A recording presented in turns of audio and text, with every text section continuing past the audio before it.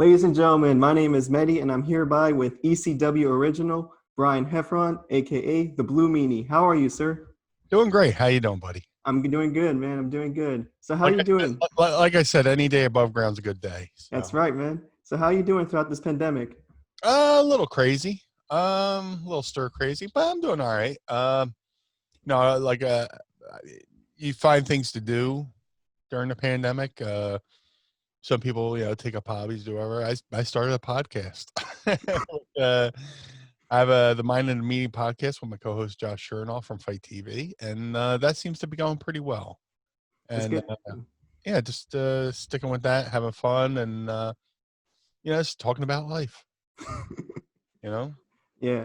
So how do you think the wrestlers are doing in this pandemic today? You notice how WWE, AEW, Ring of Honor, Impact, so forth. You notice how they have their shows in empty arenas where there are no fans.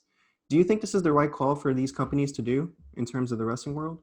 uh, I'm not going to knock. I mean, I don't know what I would do in that position if I was the head of a company. Yeah, When it comes to WWE, I think it became out of a sense of where they had to obligate certain contracts. They have contacts with contracts with Fox and USA Network where they have to guarantee certain amount of content for their network or they lose their contracts. right. So they have to do something. But is it right? Is it wrong? I wouldn't do it. Like if I as a performer, I've turned down a lot of stuff just because there's so much uncertainty out there. You're facing, Exactly. you're fighting something that you can't see, and with this pandemic, and anybody could have it, and you don't know who. So there's hard ways to. It's hard to safeguard yourself from something you can't see. So back to your question, if it's me running a company, if it's an independent company, I wouldn't be running. But I can see where WWE, out of necessity and keeping good faith with the contracts they sign with these networks, I see where they're coming from. Yeah, I mean, that's understandable. Yeah. And now I'm going to start diving in with your history back in ECW and in the WWE. So, Mhm. what made you want to become a wrestler in general? What made you want to be a professional wrestler overall? It just it was so larger than life. Okay. I had never seen anything like that until a childhood friend of mine named Sean uh, was my next door neighbor. Kids same age as me, were about 8 or 9, something like that. And I was like, "Hey, you want to come over and watch the Phillies game? Want to watch some baseball?" He's like, "No, I can't. I'm watching wrestling." I was like, "What's wrestling?" And I went over, and the rest was history. It was just so I had no idea what I was watching, but I knew I liked it, and it was so larger than life. In hindsight, I know it was larger than life, but at the time, I was being, 9 years old, trying to process it all. It was pretty cool, and then I found out, my grandparents, were into wrestling, and my grandfather. And one day, I was watching wrestling with my grandfather, and at Rogers Corner on WWE, and there was an interview segment he used to do like prior. It's like pre-Piper's Pit, and my grandfather looks at Nature Boy Buddy Rogers and goes, "Oh, I know him." I'm like, "No, you don't." No, kids are always skeptical. You know, you don't. So he goes, "Yeah," and apparently, back in whatever decade it was, my grandfather. I grew up in. I was born in Philly. At the time, we were living in a town called Gloucester. Right near there, between Philly and Gloucester, is a town called Camden, New Jersey. Heavily, like a heavy shipping area, docks and all that stuff. Hmm. And my grandfather used to work on the docks, but I used to go to a bar right near there. And Nature Boy Buddy Rogers was the bouncer at the door. No And way. he was a bouncer, but he was also a police officer in Camden, New Jersey. That's how my grandfather got to know him. And I was like, "No, you don't know him." So we go to the AWA came to Atlantic City in '85 ish, and Nature Boy Buddy Rogers was doing a commentary. And I go up to him. do you know Jim Reardon? He goes, yeah, I know that name. I go, he's right over there. And then they start talking like, so Wow. that made me fall in love with the business even more, that I had a connection with my grandparents and stuff like that. My grandmom used to always tell me stories about the legend of Hatpin Mary, the little lady who was sitting in the front row, and she had to take the pin out of her hat and stab the heels and stuff like that. So just, as a kid, you're so impressionable Right. that it got me early. Whereas if it might got me older, who knows? I mean, if I found it later in life, I might not, do that. But being so young and so impressionable, I fell in love with it right off the bat. Man, that's the small world we live in, man. The Yeah, fact your grandfather knew Buddy Rogers himself. yeah. Oh, yeah. But then it's so funny because grow up and you get in the wrestling business, you find a lot of people who tell a lot of tall tales, just to try to make them seem a little bit more bigger than they are. I Yeah. call them goofs. You run into a lot of goofs in this business, and yeah. But the fact that he told me the story and it was true, and I was like, I was like looking at him, and I was like, just amazed. It was the coolest thing for a little kid at the time. I bet it was, man. And so you started your career in ECW in the mid 90s. How did, Slightly before that. oh, slightly before, really? I trained with Al Snow in Oh, Lima, Ohio, and then after I trained with him for roughly a year, I was about a year and a half into my career until I got discovered for ECW by Raven and Stevie Richards. We did a series of independent shows together through Baltimore, West Virginia, and then finally in Pittsburgh. Raven approached me about doing the gimmick for Stevie Richards. He had Stevie Richards' lackey, who was Raven's lackey, so I was a lackey to a lackey to a lackey. oh man. Yeah. And then it gets even further and further because Stevie Richards, he was very, would you say, instrumental in your career, correct? Oh, absolutely. I mean, Okay. he took a notice of me, and then he brought the idea of me being part of Raven's flock to Raven, and then Raven watched my match in Pittsburgh. And then later on that night, I went to go watch his match, and after his match, I was like, "Oh, good match." He's like, "Oh, hey, nice moonsault," which means he said he complimented me on my moonsault, which means he watched my match. I was like, "Oh." So the next day, we Wow. went out to lunch with him and Stevie, and the promoter, and he proposed the idea. I was like, "I'm going to be in ECW, right?" He's like, "Yeah."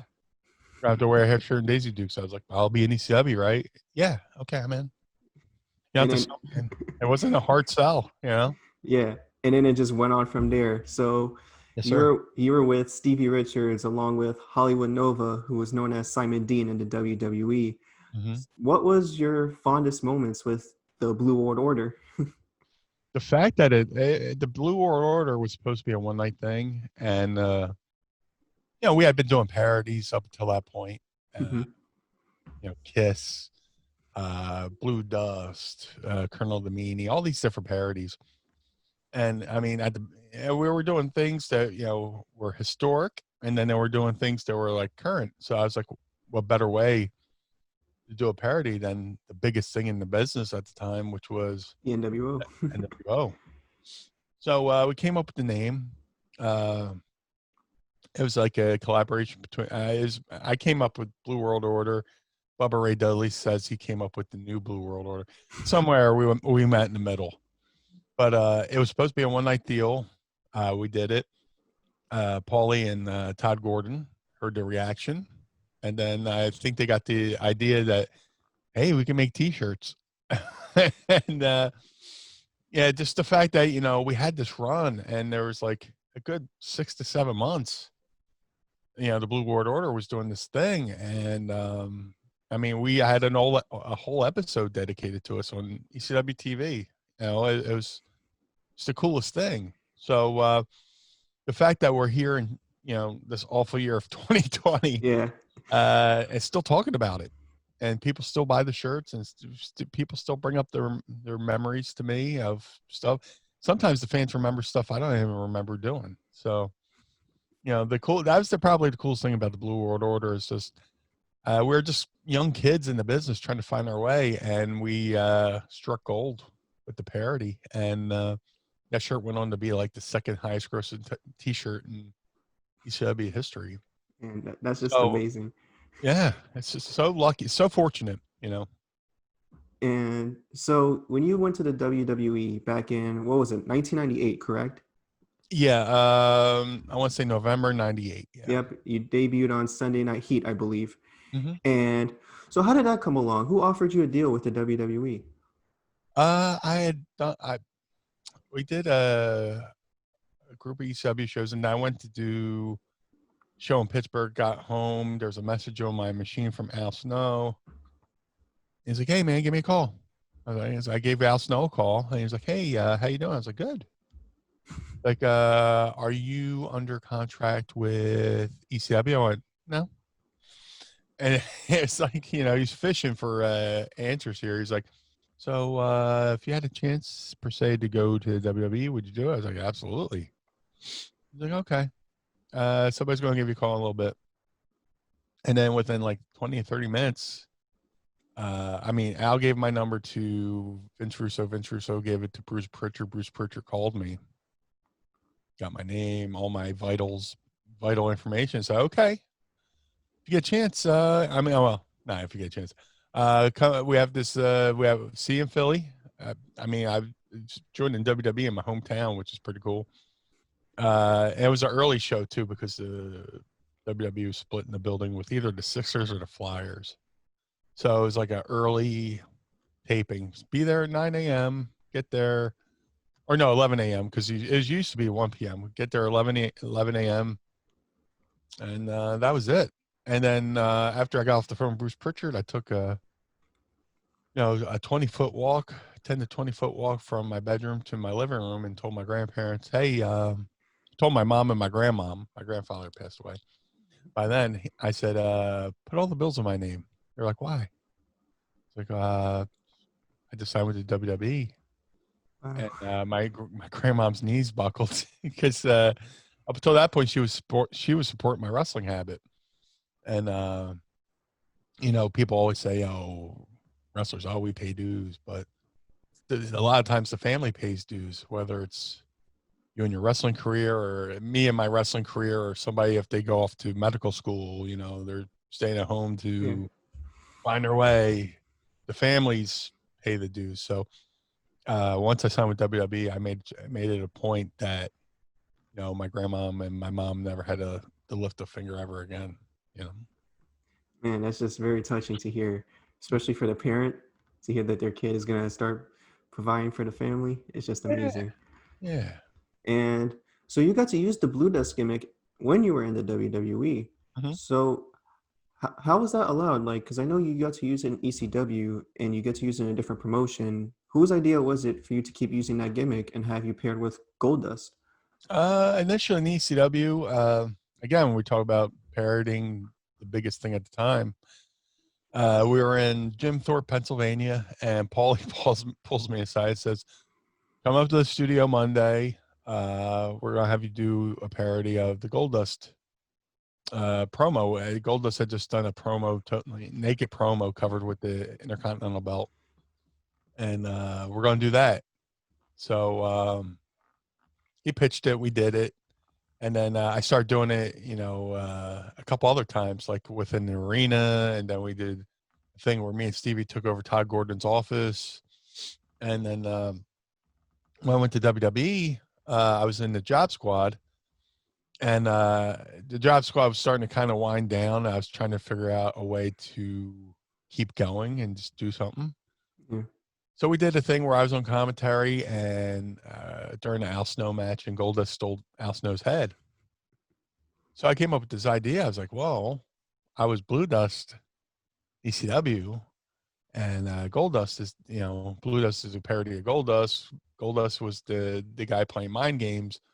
What if I brought Blue Dust back to help Al Snow, steal his head back by playing mind games with Goldust, playing mind games with the guy who plays mind games. I pitched that to Vince Russo, and as I'm telling him the story, you can see it, like him like nodding and smiling. He's like, all right, I'll pitch it. And he pitched it, and we're going to do it. I was like, that awesome.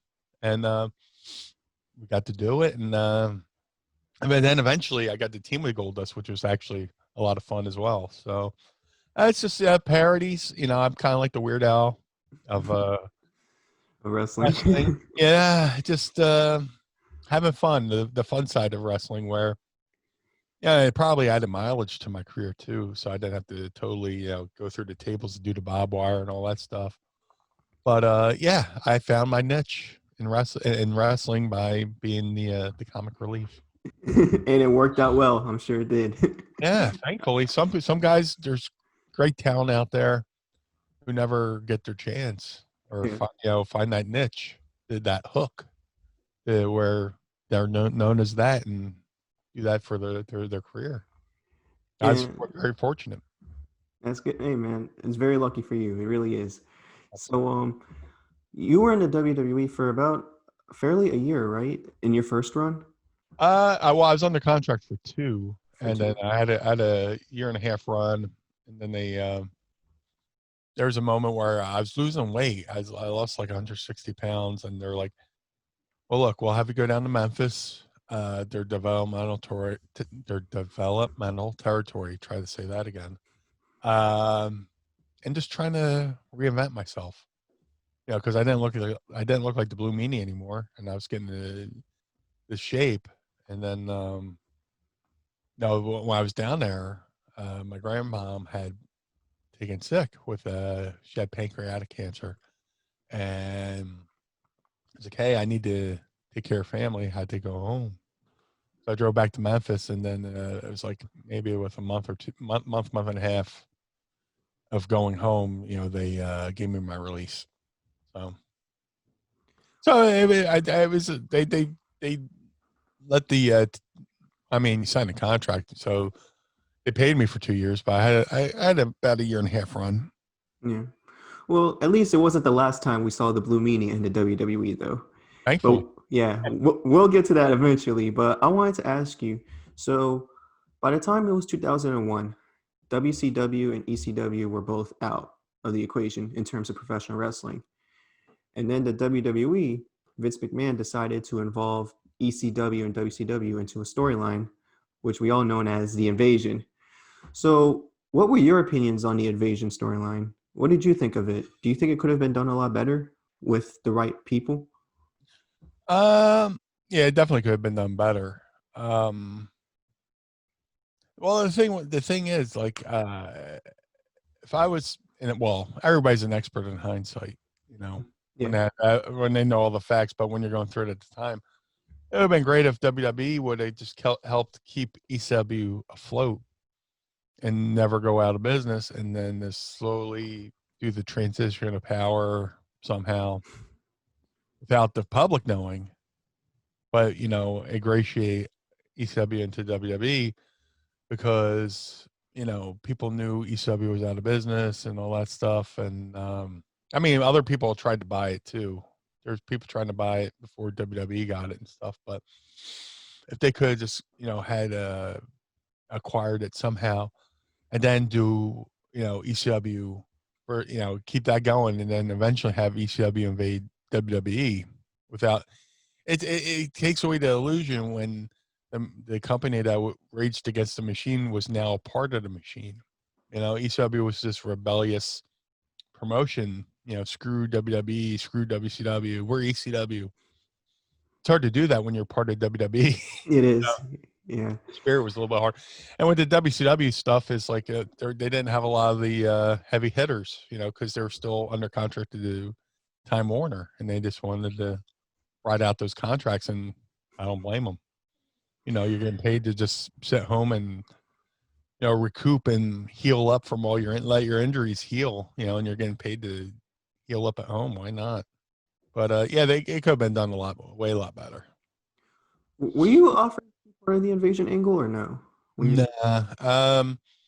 When WWE had initially released me, Bruce Pritchard during the call while he had released me offered to contact WCW on my behalf. Oh, Well, not officially, but he's like, I know, JJ Dillon's down there with WCW. I could call him and put in a good word for you. And you talk about, having regrets. That's one of the things. Yeah, I wish I would have taken them up on and gone and worked for WCW, because who knows, that could have been a vehicle for me to go back to WWE. And it would be cool to say I worked for WCW as well. So, you know, it was a choice. It was like choosing between a ride on the Hindenburg or, the Titanic. They were both going down, but just I decided to go down with my friends in ECW. ECW looked like they were the writing was on the wall that they were about to yeah. close. So I was like, you know what, if I'm going to go out, I'm just going to go out with my friends. But Yep. in hindsight, as a business move, I wish I would have went to WCW. Hey, and so in terms of like ECW itself, Mhm. 4 years later, there was a reunion called ECW One Night Stand. That memorable night, I'm sure, for you, especially. So, what was the story behind that whole brawl at the end of the show where JBL he just like smashed you with the steel chair? What was that all about? Well, Was it it? wasn't one of the steel chairs, just Oh, not steel chair, yeah, but handful of rings. No, I just my first run there in WWE was, it was fun, but and the only down point was JBL at the time was Bradshaw, mhm, a little bit of a bully. yeah, So when I left WWE, I said, "Hey, I had a great time. Got to see the world on Vince McMahon's dime and make new friends, all this stuff." But I said, "But JBL was a bully." I might have called him an asshole too. I don't know, but I got back to him eventually. And in this business, when somebody tells a story, they usually put their own spin on it. So, like, I could have said he was a bully, and the next person could have said something and said something and said something, and by the time it got back to him, it probably became this whole other story. So we go to do one night stand, and he still had that, that quote in his head that I called him a bully or whatever somebody told him I said, and he wanted to prove me right.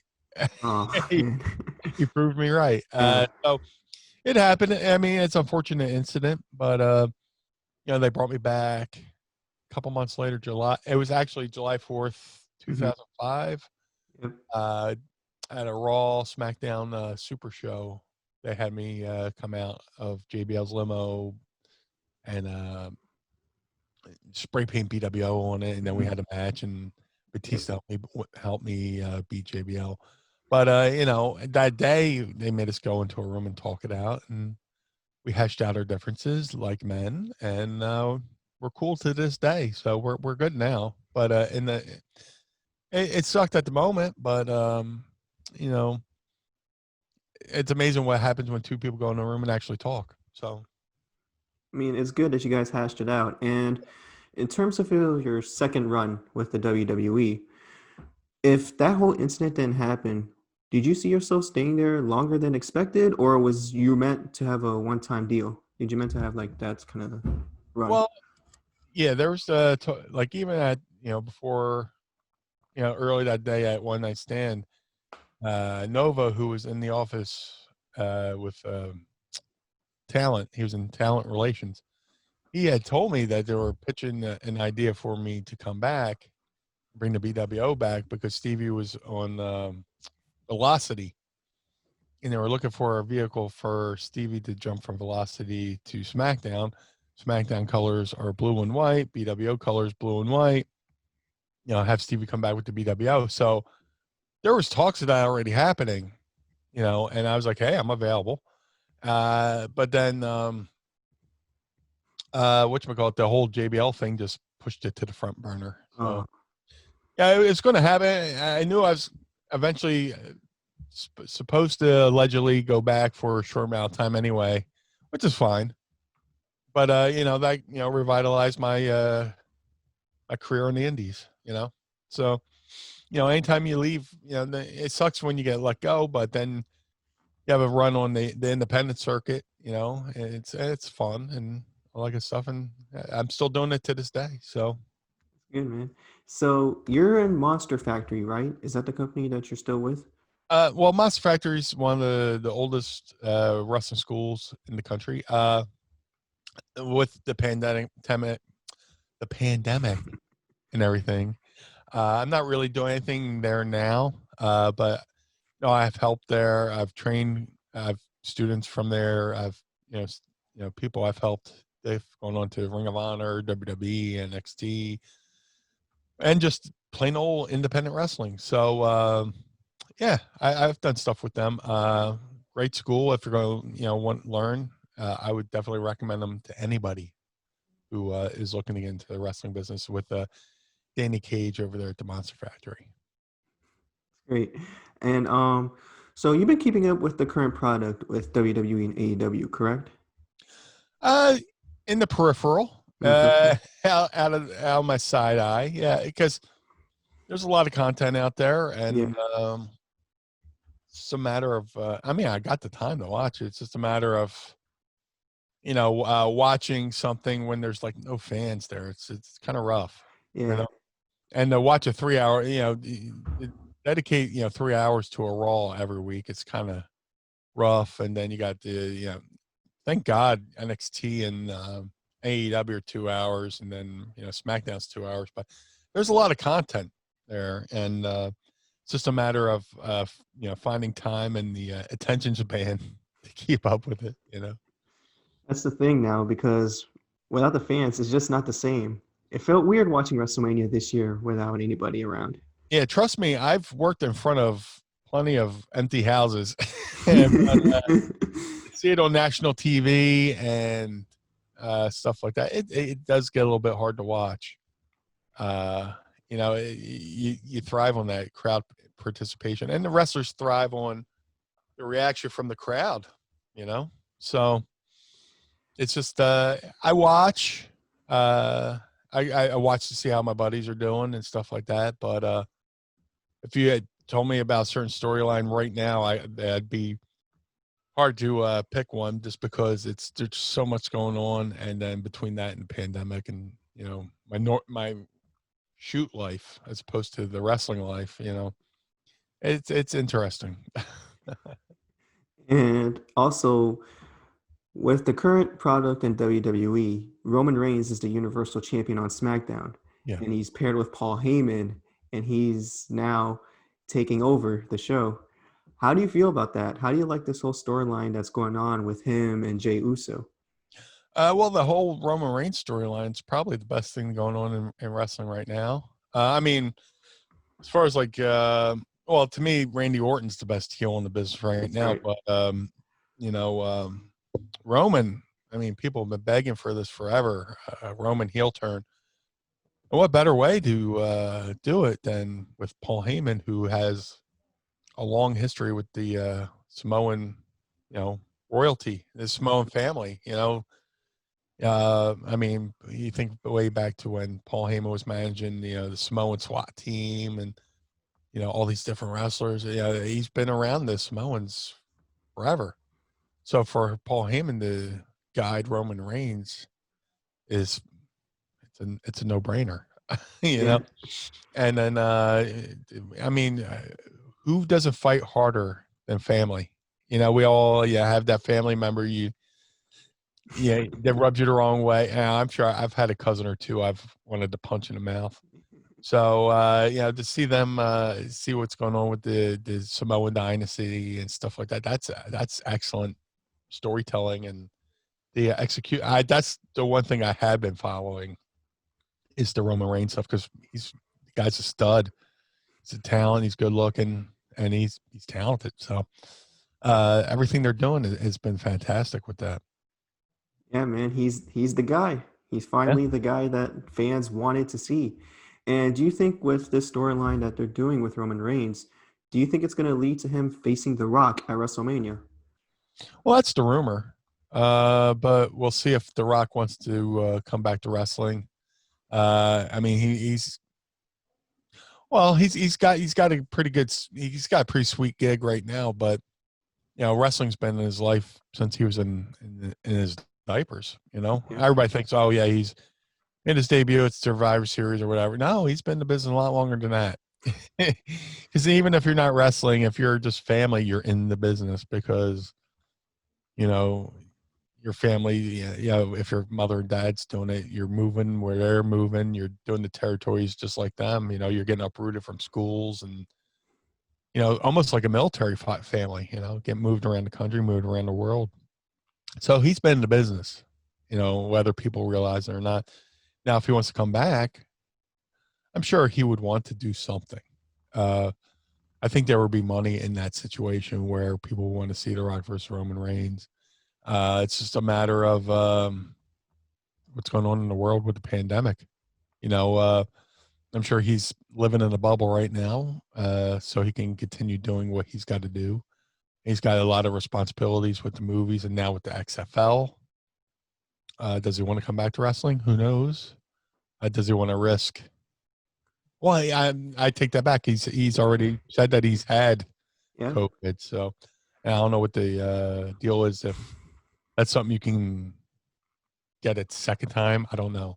So it's just a matter of it's up to The Rock, really. So if he wants to do it, and I think he would, he loves the wrestling business, and it's in his blood, like I said. So it's up to him, and I would love to see that as well. I would love to see promos of The Rock versus Paul Heyman. Yeah, that's going to be That's interesting. money written all over it. It is. And speaking of generation wrestlers, leads me to Randy Orton on Raw, where he's the WWE champion, and now he's on top of everything in that show. But not only that, he's now considered a target because not only is Drew McIntyre wants to get his WWE championship back, but he also has to watch out for the Fiend Bray Wyatt. So where do you think the story is going to go from there? It's very interesting. I don't think I wish they would have kept the belt on Drew. Mm-hmm. Uh, just Me for the too. fact that he never got to defend it in front of people, you know. Uh, and then you got the Fiend in the background lurking. It's very interesting because Randy Orton is the guy who again. He's a mentalist. He'll play the mind games with you and stuff like that.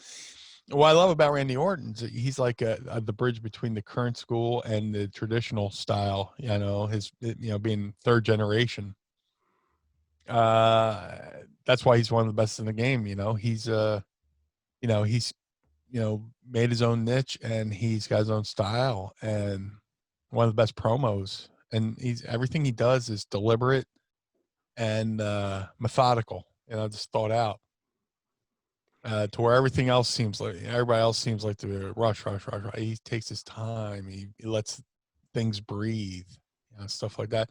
Same with Bray Wyatt too. He just Bray, Orton, and Drew are three phenomenal talents. I'm just like a fan, like everybody else, waiting to see where it goes. But I'm sure wherever it goes, it'll be very entertaining. I love what they're doing I love how Bray Wyatt's character has evolved from what it was to look To at what it it is now. now. Yeah, you see that story arc, phenomenal.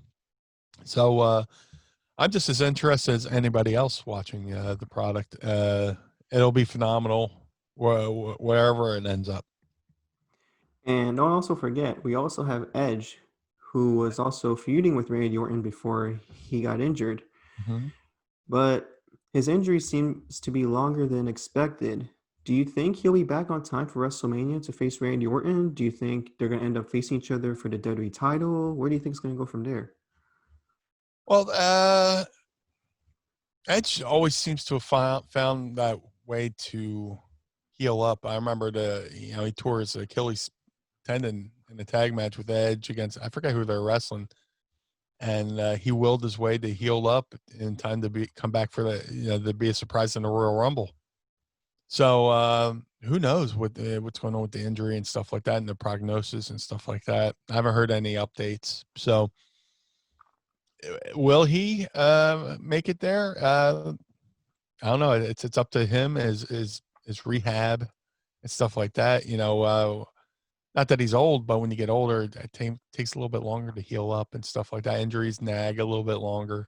Hmm. So it's anybody's guess, really. I know that sounds like a cop out of an answer, but no, in your 40s, things don't heal up like they do when you're in your 20s. So, but I'm sure he'll figure out a way. He's got a great mind. So, I've seen people do miraculous things when it comes to making pay-per-views and stuff like that. So well, time will tell. Time will tell. That's right. And in terms of the Undertaker, where this month is they're celebrating the 30th anniversary of him for the Survivor Series this year, and BSK, all like the members today, they're all getting in touch with each other and everything for the WWE Network. Have you been keeping up with any of the members, like Savio Vega? Oh, we all follow each other on social media, like Mehdy, and Maybe. we're Instagram buddies.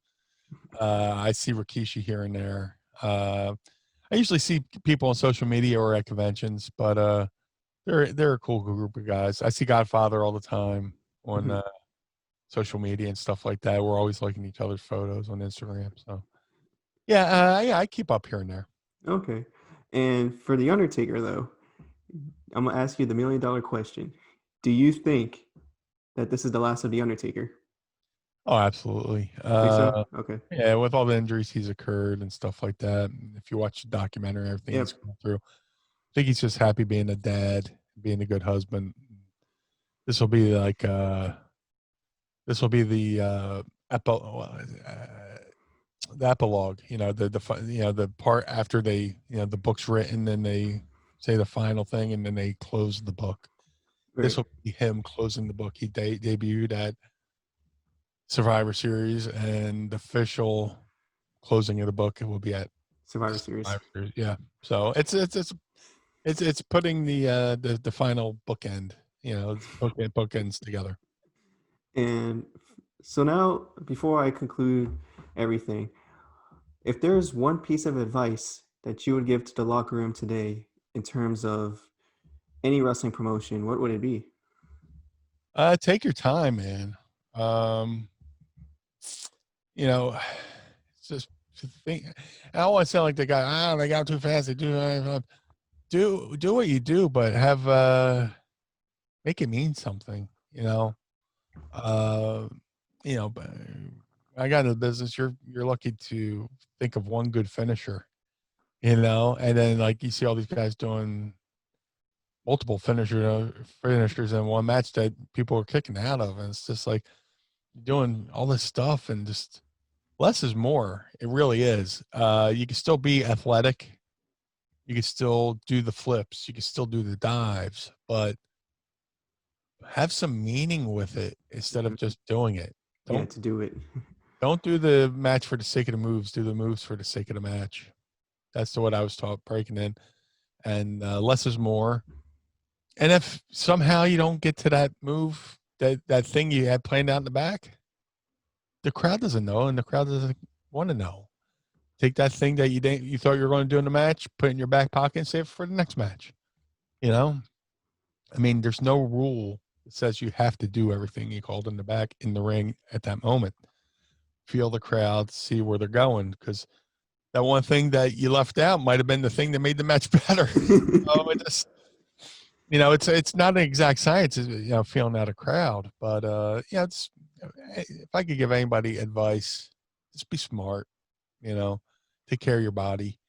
You only get one, and you only get a certain window of time Mhm. to either make money or get yourself over. So can't do it if you're hurt. You That's know, right. so there's exceptions like Austin, but like unless you're on TV every week, being able to cut promos while you're out injured, Hmm. out of sight, out of mind. So take care of your body, be smart, take your time, make everything mean something. So And do you ever see yourself in a WWE ring again, or just I, AEW anywhere on TV? I'm sure it's up to them. It's up to you. Oh, so you're open. You're open to come back then. Oh Okay. yeah, but well, not right now. Yeah, Let's get obviously. the vaccine and figure this crap out. But I'd love to do something in the producer style role too. Whether at WWE or AEW. Uh, I have ideas. And I've pitched ideas on Twitter that somehow wound up being on somebody's TV. Hey, there you go. I pitched the whole ThunderDome thing to AEW, and then WWE went and did it. Oh, really? Yeah. I I, didn't know that.